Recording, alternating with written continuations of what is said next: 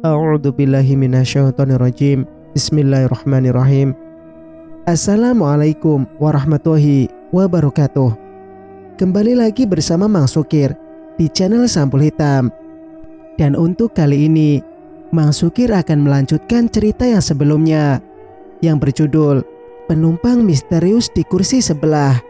Cerita ini ditulis oleh Hanasan. Dan bagi teman-teman yang ingin membacanya secara langsung, teman-teman bisa langsung kunjungi link yang saya sudah siapkan, ada di deskripsi. Dan tak usah berlama-lama, bagaimanakah untuk cerita kali ini? Ini dia kisahnya. Selamat mendengarkan. Jika yang dikatakan Arsya benar, bahwa mereka menggunakan barang pribadi milikku sebagai medianya, itu artinya aku membelalakan mata, teringat sesuatu yang terjadi beberapa waktu lalu. Arsya, aku akan ke rumah Nayara. Ada sesuatu yang ingin ku cari, ujarku seraya berdiri. Mbak, tapi rumahnya sekarang dalam pengawasan. Tidak boleh sembarangan orang masuk. Polisi sedang mencari bukti-bukti di sana. Aku tidak lama, hanya memastikan sesuatu saja. Kumohon, lirikku. Arsya menatapku sejenak.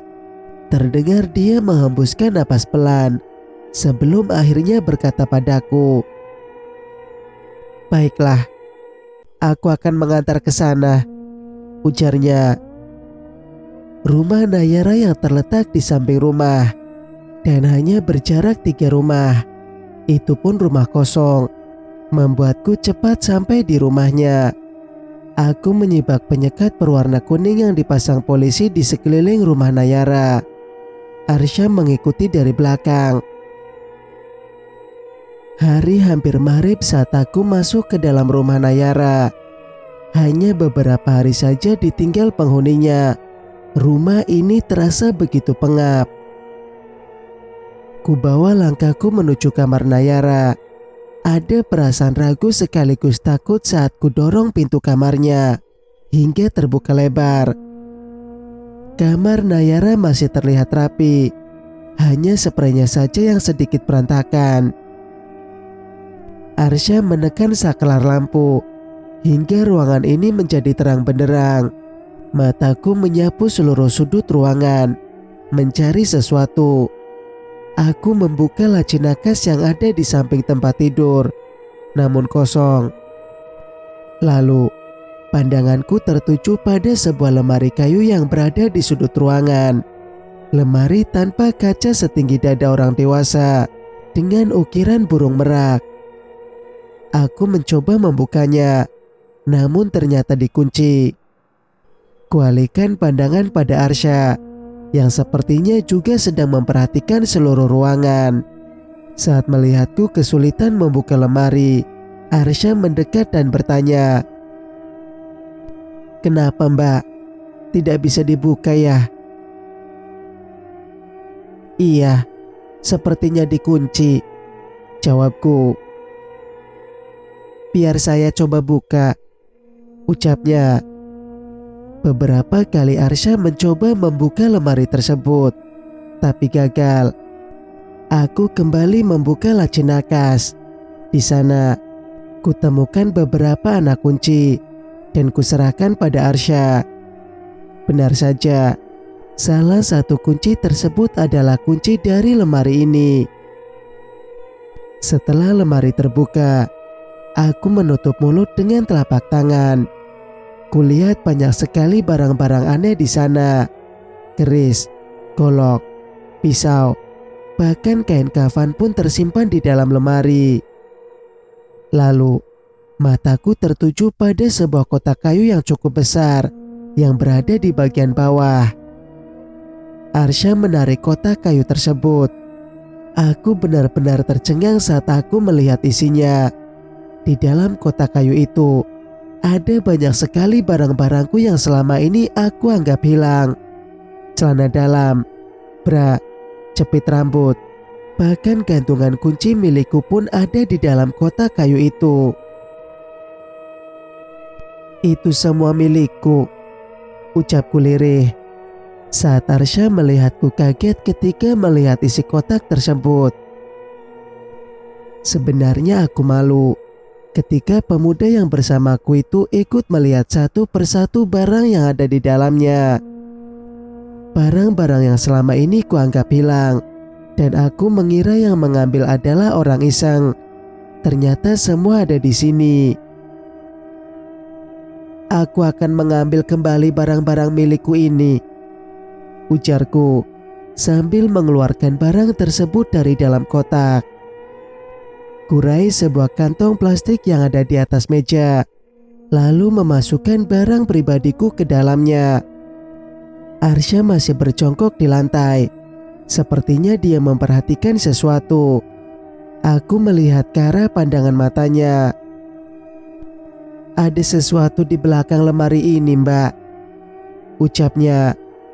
Lalu perlahan dia menggeser lemari. Ternyata benar. Sebuah pintu ada di belakang lemari ini.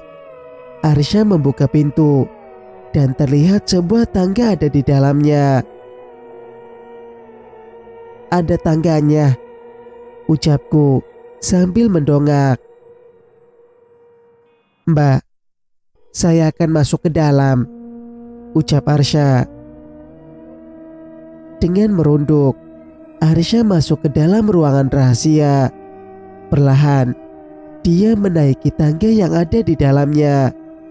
Dengan jantung berdebar-debar, aku menunggu Arsya. Kamar Nayara berubah menjadi seram saat aku sendiri berada di dalamnya. Begitu sunyi dan hening, yang penuh hawa magis. Terlebih saat mataku menatap kain kafan yang terjatuh dari dalam lemari saat aku membongkar isinya tadi. Buru-buru ku masukkan kembali kain kafan tersebut ke dalam lemari, juga beberapa barang yang terjatuh. Aku juga menyempatkan untuk melongok keluar jendela. Ternyata hari sudah menjadi gelap. Namun aneh sekali, kenapa aku tidak mendengar suara azan dari kamar Nayara? Padahal letak masjid dari rumah ini cukup dekat. Buru-buru kututup kembali jendela kamar Nayara. Setelah menyadari Arsya sudah cukup lama berada di ruangan rahasia itu dan dia belum kembali. Beberapa kali aku menarik napas dalam, mencoba menghalau kebimbangan antara tetap menunggu atau menyusul masuk ke dalam ruangan rahasia. Dengan mengumpulkan keberanian, aku akhirnya masuk ke dalam ruangan rahasia, menyusul Arsya. Dengan merunduk, aku masuk ke dalam ruangan sempit dan gelap, lalu perlahan menaiki tangga. Ternyata di ujung tangga ada sebuah ruangan yang cukup luas. Sebuah altar berada di ujung ruangan. Kulihat Arsya duduk di depannya. Perlahan aku mendekat ke arahnya. Aroma dupa menyambut indera penciumanku saat semakin mendekat ke altar. Kuedarkan pandangan, menelisik satu persatu yang ada di ruangan ini. Sebuah lukisan besar tergantung di salah satu dinding. Wajah pria dalam lukisan itu mirip Mbah Sumantri. Beberapa patung berjejer di dekat altar. Tidak ada apa-apa lagi selain patung dan sebuah tilam tipis. Aku mendekati Arsya yang masih bersila di depan altar. Dia tidak bergerak sedikit pun, bahkan ketika aku berada tepat di sampingnya. Kita tinggalkan tempat ini, Mbak, ucapnya tiba-tiba. Arsya, mereka sesat, lanjutnya. Kulihat Arsya memegang sesuatu, sebuah buku dan beberapa foto kecil. Aku mengambilnya. Beberapa foto terjatuh saat kuambil. Ini fotoku, ucapku sambil melihat satu persatu foto yang ada di dalam buku. Aku ingat betul, ini adalah foto saat aku dan Bang Iqbal pergi liburan beberapa tahun lalu. Tapi, kenapa dia bisa mendapatkan fotoku? Apakah dia secara diam-diam mengambilnya? Selain fotoku, juga ada foto orang yang tidak aku kenal. Ini foto Rangga, ucapku lagi, memperlihatkan sebuah foto pada Arsya. Akan tetapi, Arsya sepertinya sudah melihat foto tersebut, karena dia sama sekali tidak tampak terkejut. Tapi, foto Rangga sepertinya foto lama, yang diambil beberapa tahun yang lalu, seperti fotoku. Karena Rangga terlihat masih sangat muda, dan sepertinya foto itu diambil ketika dia berada di sebuah stasiun. Tunggu dulu, dalam foto, aku melihat seseorang berdiri di belakang Rangga, dan orang itu tidak lain adalah aku. Arsya, apa maksud dari semua ini? Tanyaku sambil menyerahkan foto tersebut pada Arsya. Seperti yang sudah kukatakan, Mbak, kamu dan Rangga saling berhubungan, lirihnya. Kita harus keluar sekarang, lanjut Arsya. Dia kemudian mengumpulkan kembali foto dan buku, lalu memasukkan ke dalam bajunya. Namun, aku tidak tahu buku apa, karena belum sempat melihatnya. Nanti saya ceritakan, Mbak, ucap Arsya lagi, seolah bisa membaca apa yang sedang kupikirkan. Benar saja, saat kami keluar dari rumah Nayara, hari sudah gelap. Ternyata kami cukup lama berada di rumah itu. Sebenarnya, apa yang kamu temukan di ruangan rahasia itu? Tanyaku penuh selidik. Arsya kembali mengeluarkan foto dan buku yang diambil dari ruangan rahasia tadi, lalu kembali mengulurkan foto Rangga di mana ada aku di dalamnya. Coba Mbak perhatikan lagi. Apakah ada orang lain yang Mbak kenal? Ujarnya. Aku memperhatikan kembali foto itu dengan seksama. Selain Rangga, yang tampak duduk di kursi sambil memainkan ponsel, ada diriku yang duduk beberapa bangku darinya dan melakukan hal yang sama. Juga seorang laki-laki yang berdiri tidak jauh dari kami. Mas Rinaldi, teriakku, setelah yakin bahwa ada Rinaldi di foto tersebut. Ternyata, tanpa kusadari, aku memang pernah bertemu sebelumnya dengan Rangga dan Rinaldi, jauh sebelum aku mengenal mereka. Apa maksudnya dari semua ini, Arsya? Tanyaku gugup. Arsya tidak menjawab pertanyaanku, namun justru memberiku lagi sebuah foto. Foto hitam putih, mungkin foto lama. Siapa dia? Tanyaku, karena aku tidak mengenal siapa orang dalam foto tersebut. Balik fotonya, Mbak, jawab Arsya. Ajeng Winarsih, ucapku membaca nama yang tertulis di belakang foto tersebut. Ajeng Winarsih atau Nayara? Arsya melanjutkan. Aku membulatkan mata mendengar ucapan Arsya. Dia mengatakan kalau Ajeng Winarsih adalah Nayara. Bagaimana mungkin wanita dalam foto, jika masih hidup, mungkin sudah menjadi nenek-nenek, sementara Nayara masih berumur 50 tahunan. Bagaimana mungkin Arsya ngelakoni? muja dan entah apa istilah lainnya. Itulah kenapa dia awet muda, jelas Arsha. Dan altar itu adalah tempat ritual sesatnya, lanjutnya. Tidak mungkin, lirihku. Nalar dan pikiran normalku sulit mencerna kalau Nayara adalah Ajeng Winarsih, wanita yang berumur 90 tahun, seperti yang tertulis di belakang foto tua itu.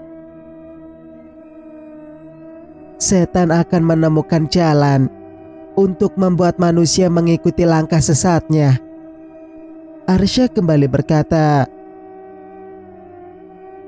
Lalu, apa hubungannya denganku, Bang Iqbal dan Rangga? Selidikku. Bisa jadi kalian akan menjadi tumbal dalam mencapai tujuan mereka setelah Rinaldi. Tapi dalam penyelidikan, aku tidak mungkin memberi laporan seperti itu, Mbak. Tidak ada pasalnya, ujar Arsha lagi, mencoba mencairkan suasana yang sedikit tegang. Arsha benar, setan akan selalu mempunyai jalan untuk menjerumuskan manusia dalam kesesatan, termasuk dengan iming-iming keabadian. Walau sebenarnya tidak ada yang abadi dalam dunia ini. Aku bergidik saat membayangkan Mas Rinaldi yang bernasib tragis. Membayangkan perasaannya saat mengetahui kalau wanita yang dinikahi ternyata nenek tua dan penganut ilmu hitam. Apakah karena tahu rahasia itu yang membuat Mas Rinaldi kehilangan nyawanya? Sebaiknya aku pulang dulu, Mbak. Jangan terlalu dipikirkan, pamit Arsha. Lalu, bagaimana dengan kasus Bang Iqbal? Apakah sudah ada kabar? Saya akan memberitahu Mbak jika ada informasi, Arsha menjawab sebelum dia pergi meninggalkan rumah. Kurebahkan tubuh di atas sofa, menatap langit-langit rumah. Semilir angin dari kipas angin adalah satu-satunya suara di ruangan ini. Lala masih berada di rumah ibu. Mungkin dia tidur di sana. Kurai ponsel di atas meja, membaca satu persatu pesan Bang Iqbal yang dikirim beberapa bulan yang lalu. Sebelum menghilang, aku baru menyadari ternyata selama ini banyak pesan dari Bang Iqbal yang tidak kubalas dan hanya sekedar kubuka tanpa membacanya. Dek, minggu depan abang pulang. Ini adalah pesannya seminggu sebelum Bang Iqbal pulang. Dek, tadi Mas Rinaldi cerita katanya mau pisah sama istrinya. Salah satu pesan Bang Iqbal yang baru kubaca hari ini. Dan, hei, Mas Rinaldi mengatakan pada Bang Iqbal untuk pisah sama istrinya. Dan aku baru tahu sekarang, setelah Rinaldi tiada dan Bang Iqbal belum diketahui keberadaannya. Ada rasa sesal yang mengganjal di hati. Sesal karena aku ternyata begitu abai pada suamiku. Dan setelah sekian lama, aku baru merasakan penyesalan dan sakit akan kehilangan. Kumatikan ponsel karena tiba-tiba aku teringat akan kotak kecil milik Rangga yang kuambil dari kontrakannya beberapa hari yang lalu. Ada rasa penasaran menelisik hati karena sejak barang itu kubawa, belum sekalipun aku melihat isinya. Aku beranjak ke kamar, mengambil kotak kecil dari dalam tas yang tergantung di dinding. Perlahan, aku membuka kotak kecil berukir bunga tersebut. Aroma harum menyeruak manakala kotak tersebut terbuka. Sebuah tasbih kecil terbuat dari kayu tersimpan rapi di dalamnya. Kuambil tasbih tersebut, mengamati tiap butir yang ternyata juga berukir sama seperti motif ukiran di tutup kotaknya. Rupanya aroma harum itu berasal dari sini, gumamku sambil memasukkan kembali tasbih ke dalam kotak. Singkat cerita, seperti rencanaku kemarin, hari ini aku akan menemui Rangga untuk memberikan tasbih miliknya. Sebelum berangkat, kukirimkan pesan pada ibu untuk menemani Lala, karena aku tidak ingin dia ikut denganku dan melihat hal-hal yang tidak menyenangkan seperti sebelumnya.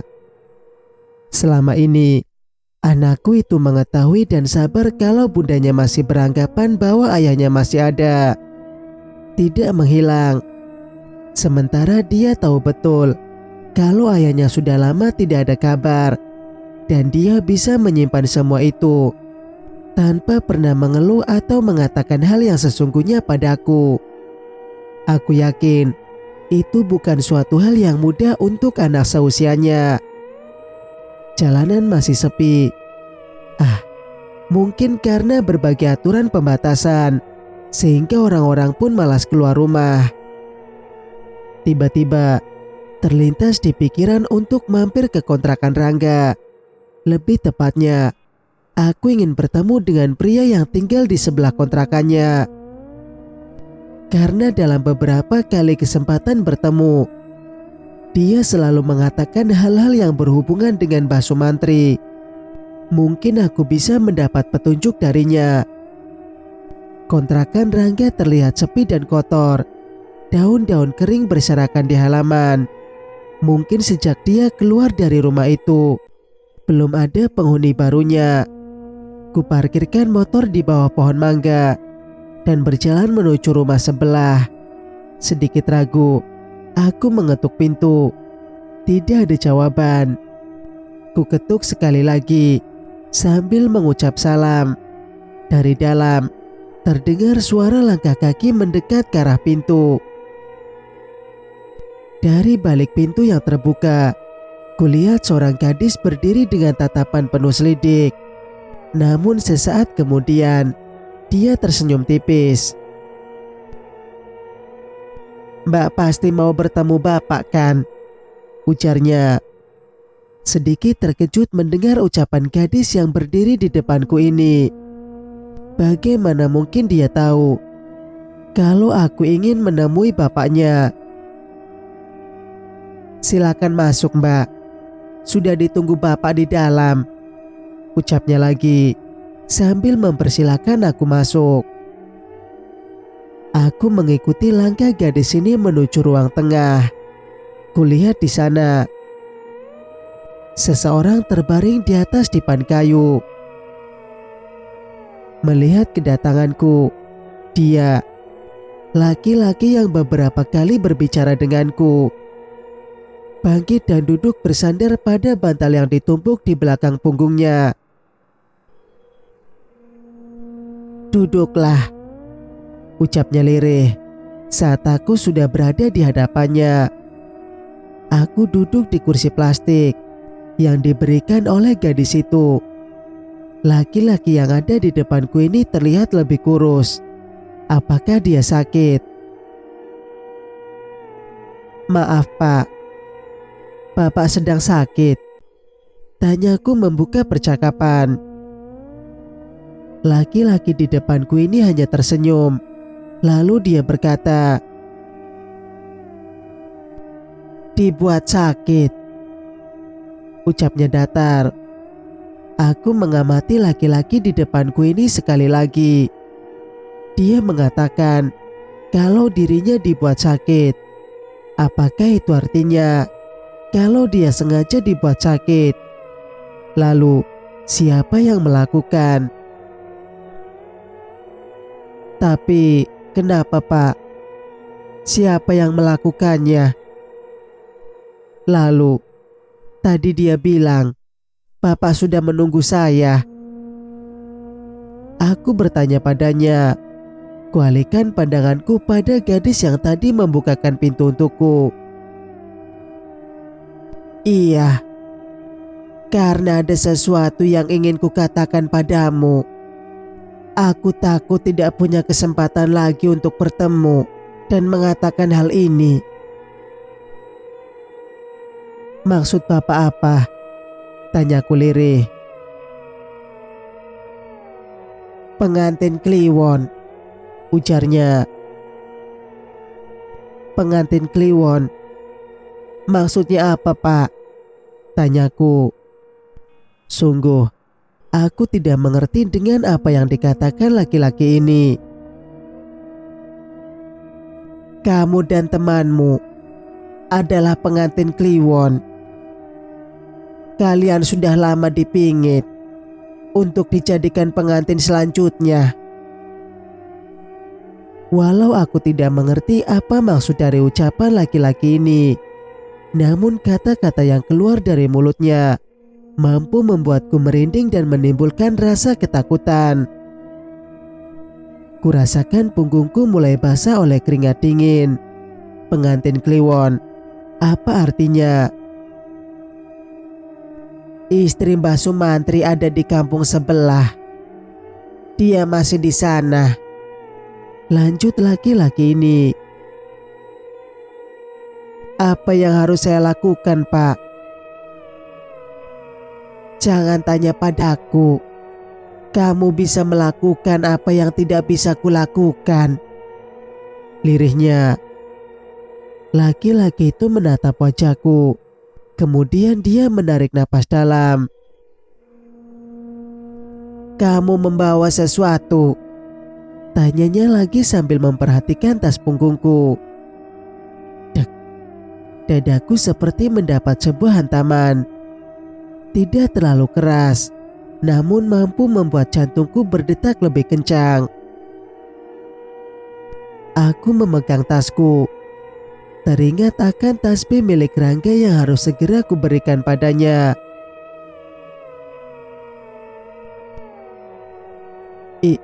Iya, sebaiknya saya permisi dulu. Apakah boleh jika saya datang ke sini lagi? Aku bertanya padanya, namun dia memilih untuk diam dan memberi isyarat dengan matanya pada gadis di sebelahku untuk mengantarkanku keluar. Maafkan bapak saya jika ada salah ya, Mbak, ucap gadis itu sebelum aku melangkah keluar dari rumahnya. Singkat cerita, Assalamualaikum. Waalaikumsalam. Aziza menjawab salamku. Rumah Nyai Aminah tampak sepi. Kuedarkan pandangan mata ke sekeliling. Tidak kutemukan orang lain selain aku dan Aziza. Arsya sedang ada tugas, Mbak, ucap Aziza seolah tahu kalau aku sedang mencari keberadaannya. Oh, pantesan gak kelihatan. Sepertinya Rangga sudah menunggu, ujar Aziza. Aku berjalan mengikuti langkah Aziza menuju gazebo di belakang rumah. Suasana sejuk dan nyaman, membuat siapa saja akan betah berlama-lama di tempat ini. Dari kejauhan, kulihat Rangga sedang duduk membaca sesuatu. Ah, tidak, dia sedang mengaji. Lantunan ayat suci Al-Quran lamat-lamat ku dengar dan semakin jelas ketika aku mendekat ke arahnya. Aku duduk di sebelah Azizah, menunggu Rangga. Pemuda itu terlihat jauh lebih baik dari terakhir kali aku melihatnya. Wajahnya sudah tidak lagi pucat dan terlihat berseri. Aku tersenyum sendiri melihat perubahan pada diri Rangga. Dia ganteng ya, Mbak, ucap Aziza mengejutkanku. Rupanya dia memperhatikanku sejak tadi. Iya, makanya Nela mengejar dirinya, lirikku sambil tersenyum ke arah Aziza. Mbak, aku melihat ke arah suara yang memanggilku. Rangga sudah ada di depanku sambil tersenyum lebar, memamerkan deretan gigi putihnya.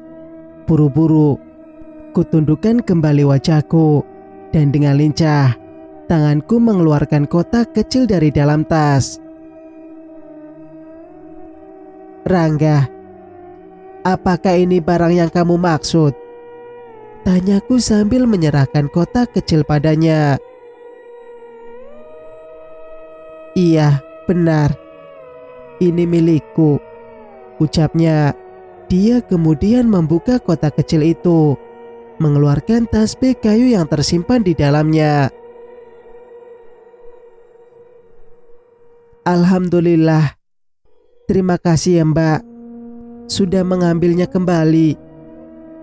Ini adalah tasbih pemberian tunangan saya," lirih Rangga.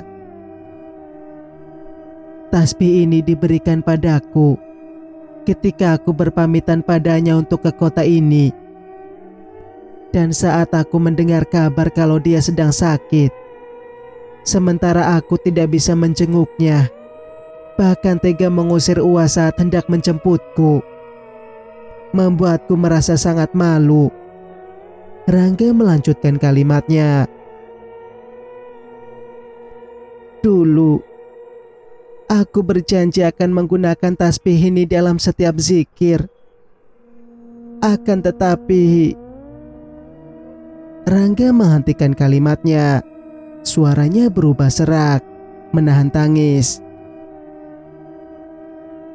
"Apa yang terjadi bukan atas kehendakmu, Rangga," lirihku. "Tapi karena aku, Mbak berada dalam masalah. Andai saja kita tidak pernah bertemu sebelumnya. Kamu tahu kalau kita pernah bertemu sebelumnya?" selidikku. "Iya, Nela pernah mengatakan padaku, sekaligus menunjukkan sebuah foto padaku saat kita berada di stasiun. Dia juga mengatakan padaku, lebih tepatnya menjanjikan sesuatu. Jika aku bisa menemukanmu, aku akan mendapatkan semua yang kuinginkan." Jelas Rangga panjang lebar. "Jangan katakan kalau kamu adalah..." Aku menutup mulut dengan kedua tangan, dengan mata membulat. "Aku adalah perantara, sang pembawa pesan, sekaligus pengantin Kliwon. Kamu tahu kalau dirimu adalah pengantin Kliwon?" "Iya, aku mendengar percakapan Nela dan bapaknya secara tidak sengaja. Itulah yang membuatku ingin melepaskan diri dari pengaruh sihir yang membelengguku. Sampai akhirnya kita bertemu di dalam bis waktu itu, Mbak. Terima kasih." Aku menelan ludah mendengar penuturan Rangga. Pemuda yang bertemu denganku di bis malam waktu itu ternyata adalah pembawa pesan sekaligus pengantin Kliwon. Dia sengaja dibuat seperti itu untuk kemudian dipertemukan denganku. Dan ini bukanlah sebuah kebetulan. "Membunuh 2 burung dengan 1 lemparan," Aziza bergumam. Aku dan Rangga spontan menatap ke arahnya. Bulu kuduk terasa meremang mendengar kalimat Aziza. Kutatap Aziza dengan nanar. Akankah nasibku dan Rangga akan sama seperti Rinaldi? Lalu, bagaimana nasib Bang Iqbal?